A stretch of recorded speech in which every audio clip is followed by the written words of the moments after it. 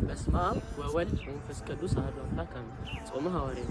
ጾመ ሐዋርያት ከሰባቱ ቤተክርስቲያናችንና አጽዋማት አንዱ ሲሆን ሐዋርያት መንፈስ ቅዱስን ከላከላቸው በኋላ ወደ ስብከት ከመሄዳቸው በፊት የጾሙት ጾም ነው።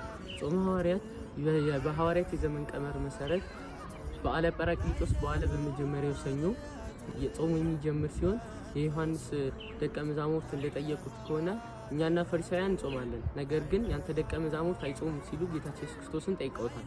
በማቴዎስ ወንጌል ምዕራፍ 9 ከቁጥር 14 ላይ እናገኘዋለን። ደቀ መዛሙርቱን በጠየቁት ጊዜ ጌታችን ኢየሱስ ክርስቶስ መልስ ሰጣቸው። ሙሽራና ሚዜዎች አሉ። ሚዜዎቹ ሙሽራው እስካለ ድረስ ደስተኛ ናቸው። ሙሽራው ከሚዜዎቹ የሚለይበት ጊዜ ይመጣልና ይጾማሉ ይላል። እኔ እያለሁ ሊጾሙ አይችሉም ማለቱ ካልሞት ካላረኩና መንፈስ ቅዱስ ባልታደሰ ሰውነት ጾሞ ድል ሊነሳ አይችልም።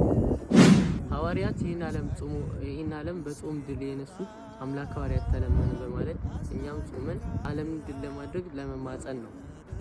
ይህ ጾም እንደ ሌሎቹ አጽዋማት ሊጾሙት የሚገባ ሲሆን አሁን ባለው ግን አብዛኛው ምዕመን የቄስ ጾም ነው በማለት ከጾሙ ሽሽት ሲያደርግ ይስተዋላል። ነገር ግን ከሥርዓተ ቤተክርስቲያን መሰረት የወጣ ስለሆነ ሁሉም ምዕመን ሐዋርያትን አርአያ በማድረግ ሊጾሙ ይገባል።